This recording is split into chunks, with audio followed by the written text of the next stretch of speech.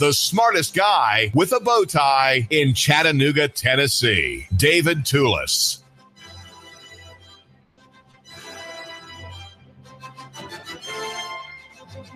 A little uncombed, a little disheveled David Toulis here in Chattanooga, East Ridge, Sandy Daisy, and Red Bank, thinking about my audit of the Red Bank Police Department for the next year, in which you, my listener, can be a real help as we make an effort to use our high-powered wireless phones to make a record of lawful and proper and respectful police activity there and elsewhere. This is David Toulis, and that is one of my propositions for you, my listener. You have a piece of equipment in your, hopefully not your back pocket, but in one pocket or the other, that is more powerful than the Hearst barony, the Hearst press barony had back in the 1910s. And that is your wireless phone. And with that, you report and the world decides. You make a record, since you are effectively a journalist now, even though you're just a common business person or a mom going on errands with one of your 4 children in the back seat there. The others are in your school. And you have that device with you. You are invited. I invite you, my listener, to make a record of things that are of public import, things that affect all of us because they come from the dreary policy of some branch of government or other. Yesterday at City Council, there was, let's just say, an explosion so big with so much shrapnel that the Chattanooga Time-Free Press highlighted the story at the very bottom of page B4. It didn't make the front page even, just as the story that you can read today at Nuganomics.com a couple of days late, of course, about the federal judge Trauger in Nashville overturning what I would say is an ungodly system of oppression that affects thousands of people in Chattanooga. That story on the daily paper was only the front of Metro in one column.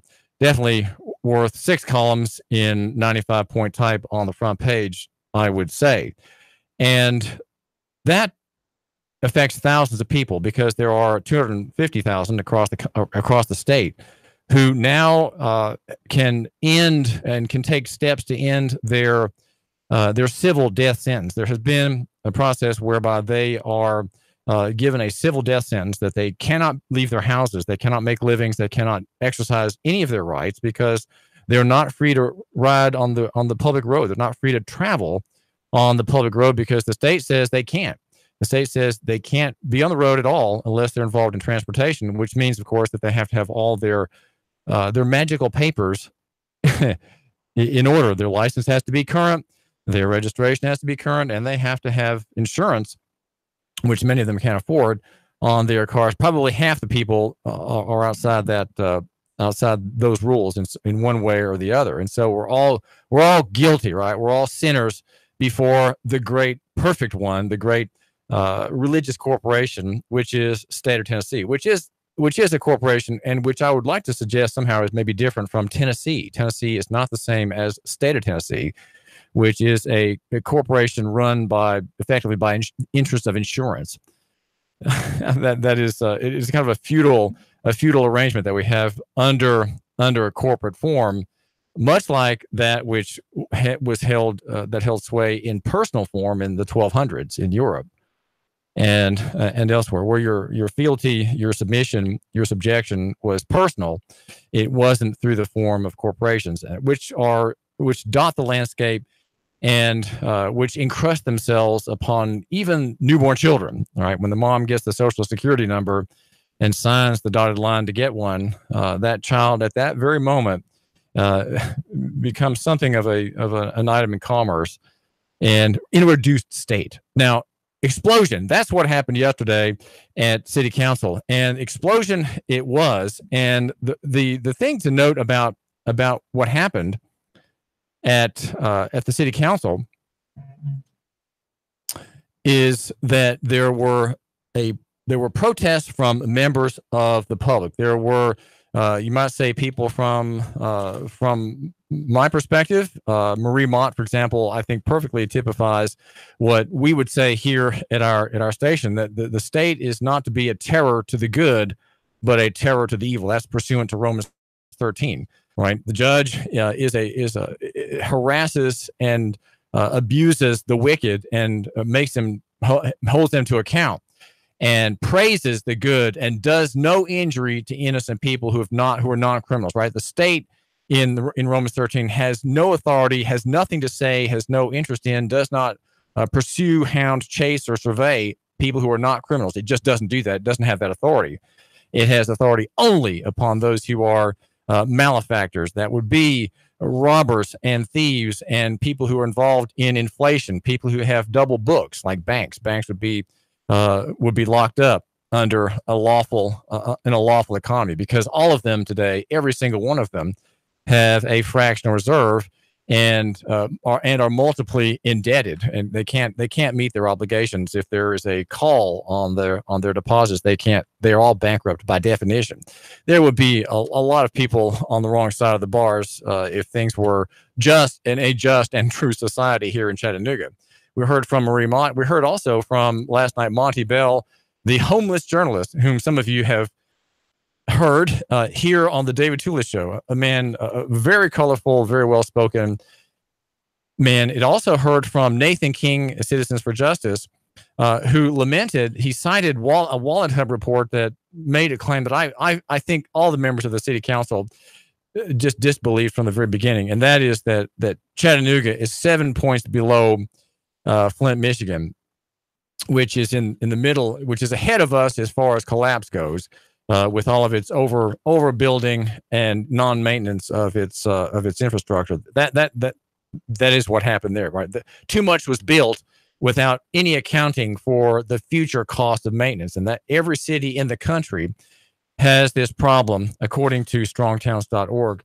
Peter Marone, the founder of strongtowns.org, who spoke in Chattanooga recently, is making that point, and he says that Chattanooga, that in light of Chattanooga, Detroit is not unique. Detroit is not an aberration. It's just that Detroit is early, and the same problems that afflict that democratically run basket case will be afflicting Chattanooga. It's just that Detroit's 20 years ahead of the rest of us. So we heard also from Nathan King, Citizens for Justice, and about Nathan King's comment. He said, well, this Wallet Hub information makes Chattanooga below Flint, Michigan.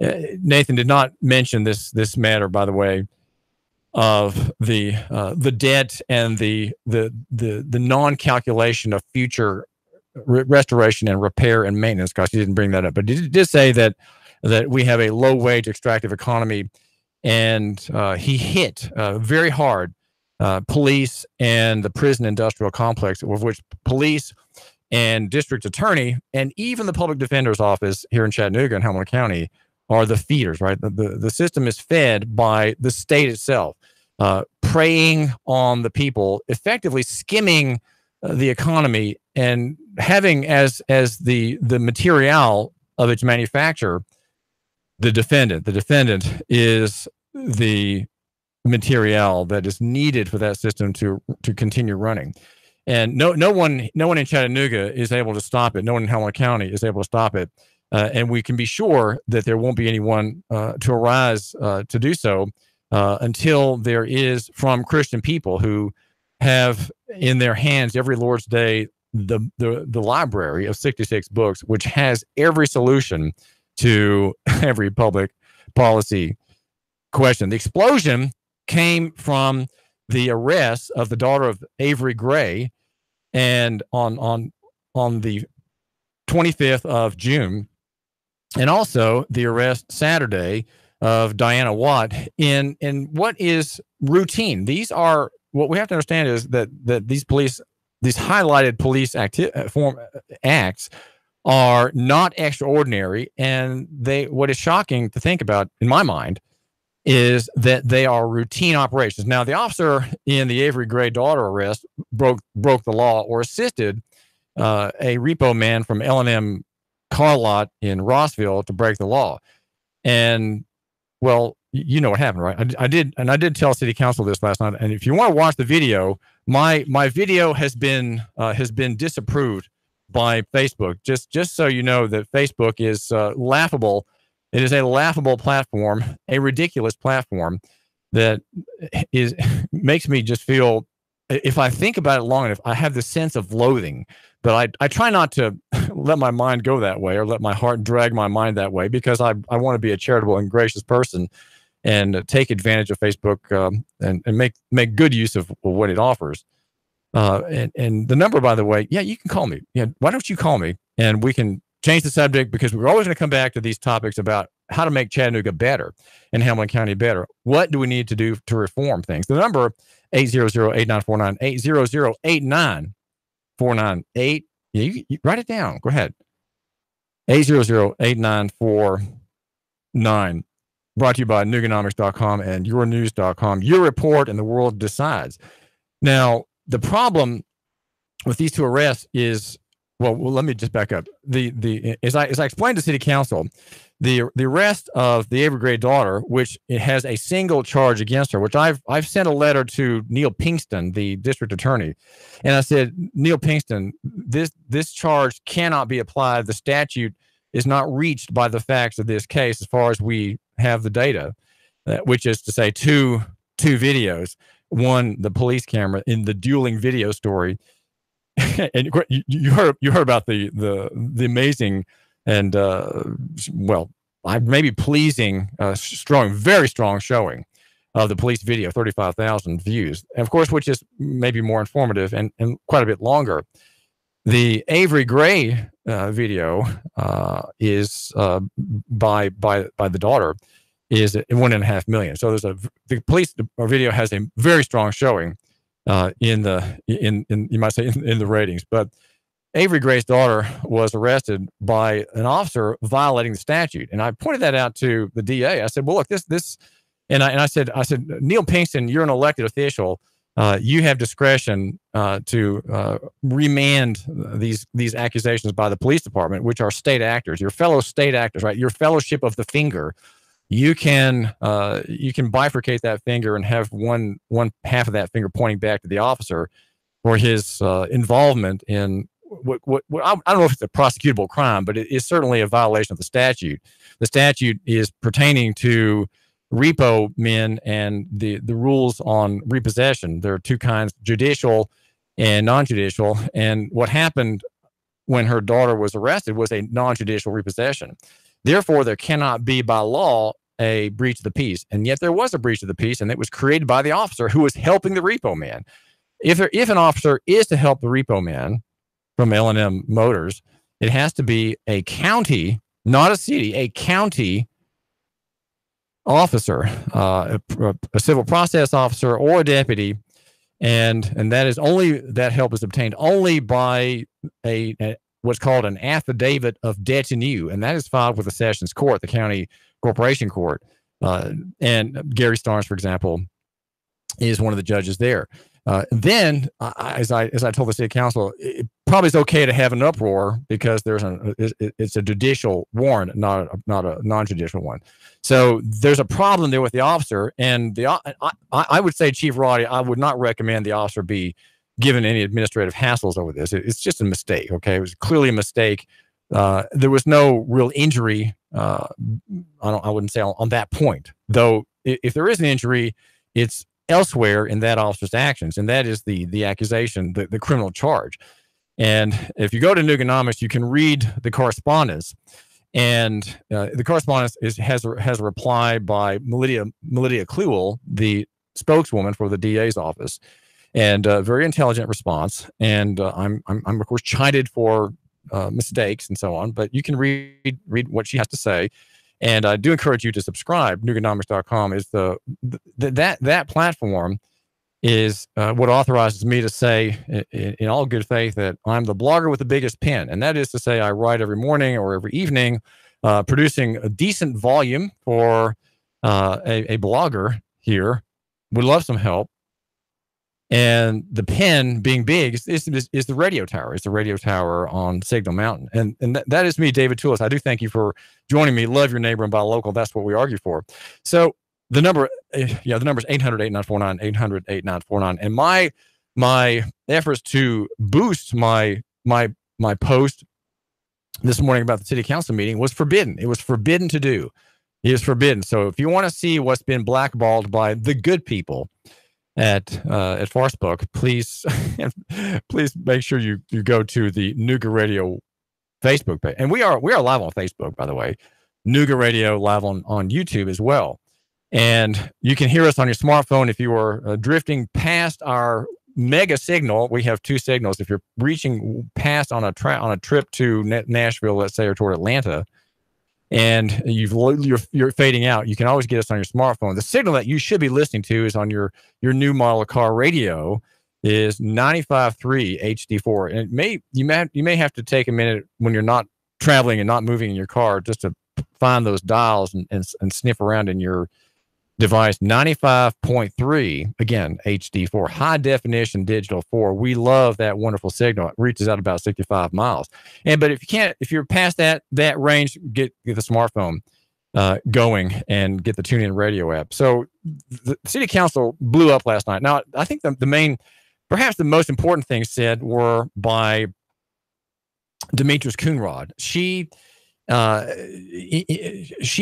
says that we've had enough of police trouble. She says she's frustrated by a criminal arrest of Miss Gray and the Diana Watt. Both of those ate on Demetrius Coonrod very badly. She said that she voted initially for David Roddy to be the new chief because she wanted there to be reform. She said she voted for him, quote, in hopes that certain behaviors will be changed in the police department, but things have gotten more aggressive. We can't continue to go down this road. And Mr. Coonrod, who has a very colorful background and yet was given remarkable grace by the electorate in being named to city council, says that she has an ingrained fear of cops there because she's black, right? She's an African-American. And if you're African-American, you know how the world works, right? And a cop is usually a threat to you. And will usually look at you summarily, and many officers will look at you with suspicion. If you're black and young and male, you, by definition, at the moment he sees you, you're skulking about because you're hiding the fact that you just got over a drug deal, right? Or you've just stolen something from a grocery store, and so there's a cultural custom that the police department reflects, and it's not just it's not just that they think that way because they're police officers, but they think that way because they're Southerners and they're white, and it's part of the culture here that there's a low. You always have a low view of the subclass, right? And it's just cultural and training, and so policy, routine, dreary policy by the police department that serves Mayor Andy Burke looks at black people suspiciously. That's why black people are afraid, and that's why Demetrius Coonrod, she has to confess she's working on it. She did make a kind of confession that she's working on not having that feeling. And she says in the council meeting, a very brief soliloquy that police officers patrol neighborhoods. You might say, have property in these neighborhoods, but they're not from there. They don't know the people there. They're, maybe the wrong color, that kind of thing.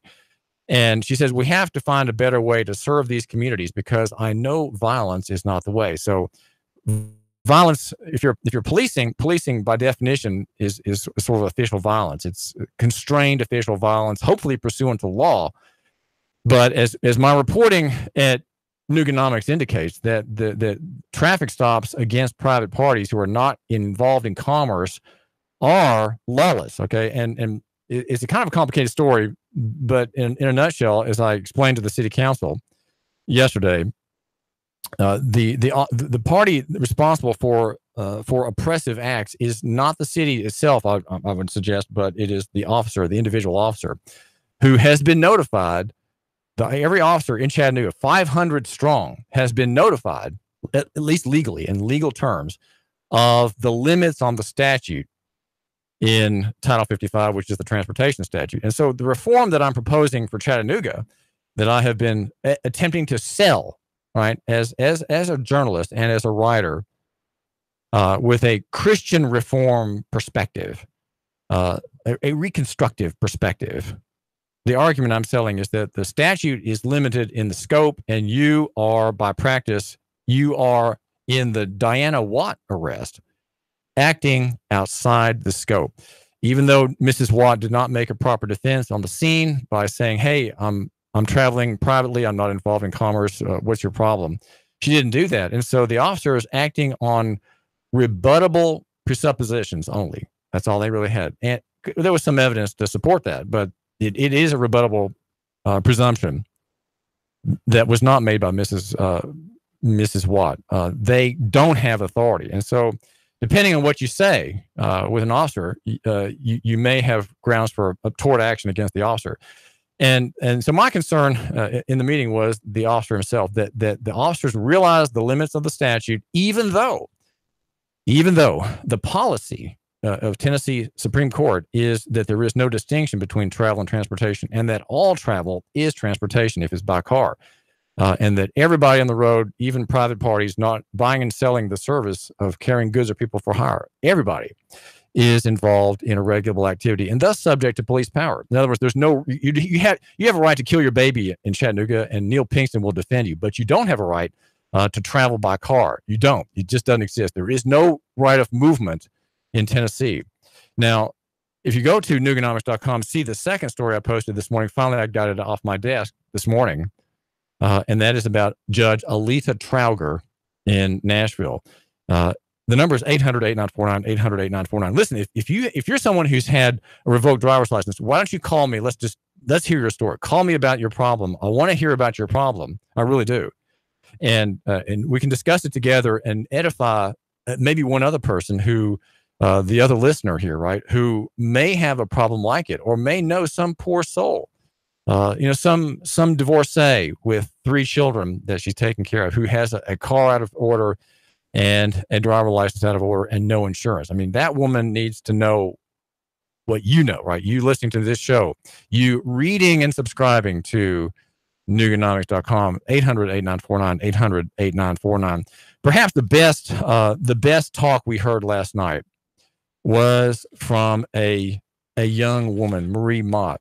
Really remarkable presentation that Marie gave, and I want to tell you about it, and I want to say something about her because she is a remarkable young woman. She's 30 years old, and in the 5 minutes that she had at the public airing of grievances and praises time at the microphone at the end of the meeting, she had a very, very good presentation. And what I told her afterwards, I said, Marie, you did a very good job in making the case for, you might say, a liberation of the people in Chattanooga and a reduction in the violence quotient in Chattanooga. You did a very good job.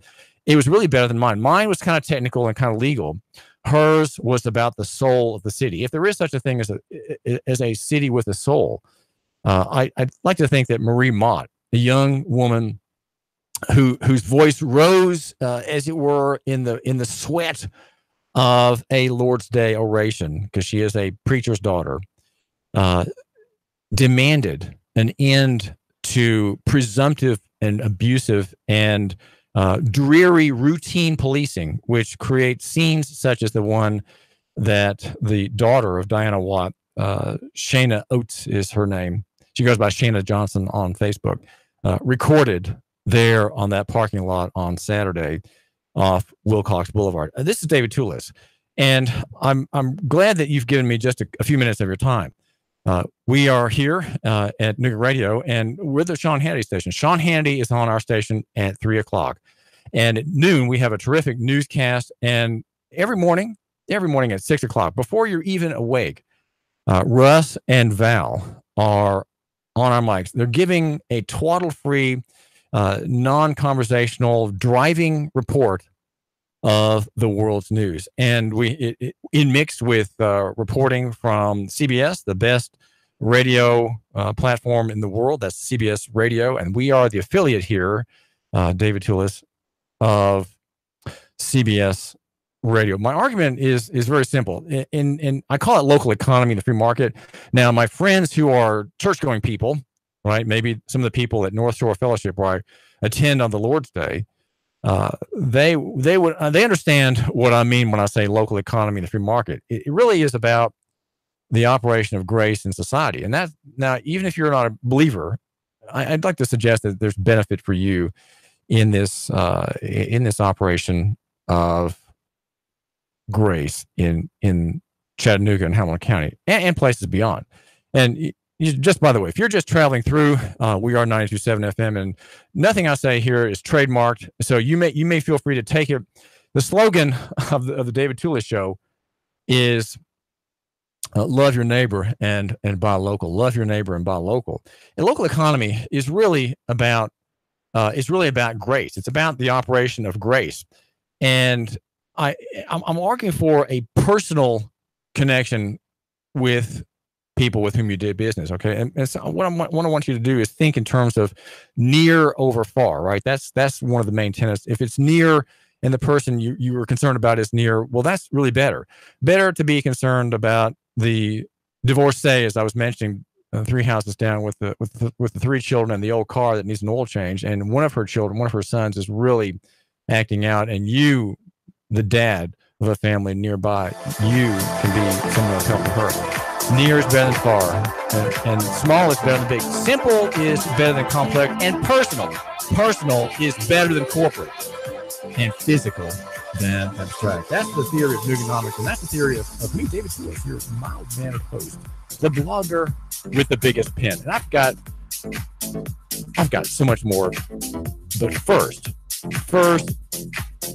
hear about our wonderful sponsors. 3, 2, 1. Chattanooga Radio. Digital FM 95.3 HD4. 92.7 FM's news now. Shaw Industries fined over $20,000 by OSHA after a worker death. There were reportedly 2 safety violations at the popular carpet maker that led to the death of one of its workers. Jesus